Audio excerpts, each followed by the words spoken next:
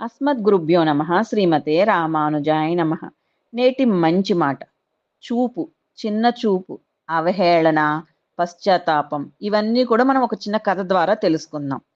ఒక 24 సంవత్సరాల యువకుడు తన వృద్ధులైన తల్లిదండ్రులతో రైలు ప్రయాణం చేస్తున్నాడు. రైలులో కిటికీ పక్కనే చోటు దక్కడంతో చాలా ఆనందపడుతున్నాడు. రైలు స్టేషన్ నుండి బయలుదేరింది. ఇంతలో ఆ యువకుడు, నానా నానా, చూడు, ప్లాట్ఫామ్ పై ఉన్న వాళ్ళందరూ వెనక్కి నడుస్తున్నారు అని గట్టిగా కేరింతలు కొడుతూ నవ్వుతున్నాడు. పక్కనే ఉన్న నలుగురు కుర్రోళ్ళు ఈ యువకుడినే చూస్తూ నవ్వుకుంటున్నారు.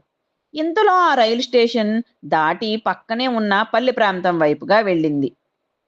మళ్ళీ ఈ యువకుడు గట్టిగా, నానా నానా, చూడు, చెట్లు, కొండలు, రాళ్ళు అన్నీ వెనక్కి వెళ్ళిపోతున్నాయి అని కేరింతలు మొదలుపెట్టాడు. ఆ పక్కన ఉన్న నలుగురిలో ఒక యువకుడు, అవునా, వెళ్ళు, వెళ్ళి గట్టిగా పట్టుకో, పారిపోతున్నాయి అని గేలి చేశాడు. ఇది విని కూడా ఆ యువకుడి తండ్రి హాయిగా నవ్వుతూనే సరే అంటూ కొడుకు వైపు చూస్తూ ఆనందంగా ఉన్నాడు. మళ్ళీ ఈ యువకుడు గట్టిగా, నానా నానా, చూడు, అన్నీ వెనక్కి వెళ్ళిపోతున్నా మేఘాలు మాత్రం మనతోనే వస్తున్నాయి అని కేరింతలు మొదలుపెట్టాడు.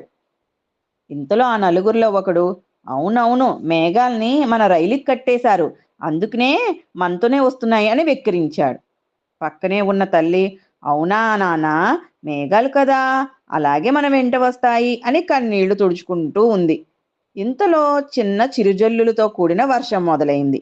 ఆ కిటికీ కడ్డీలకు జాలువారుతున్న చుక్కల్ని చూసి, ఆ చుక్కల్లో నుండి పచ్చని ప్రకృతిని చూసి ఆనందంతో ఉబ్బి తబ్బిబ్బవుతున్న ఆ యువకుడిని చూసి మళ్ళీ ఆ నలుగురిలో ఒకడు, మీ అబ్బాయిని ఏదైనా హాస్పిటల్లో చూపించండి, ఎందుకైనా మంచిది అని ఎగతాళిగా మాట్లాడుతూ అన్నాడు. ఈ యువకుడి తండ్రి, ఇప్పుడు అక్కడి నుండే వస్తున్నాం బాబు, పుట్టుకతో అందుడైన మా అబ్బాయికి కళ్ళు తెప్పించలేక ఇన్నాళ్ళు ఆగాము.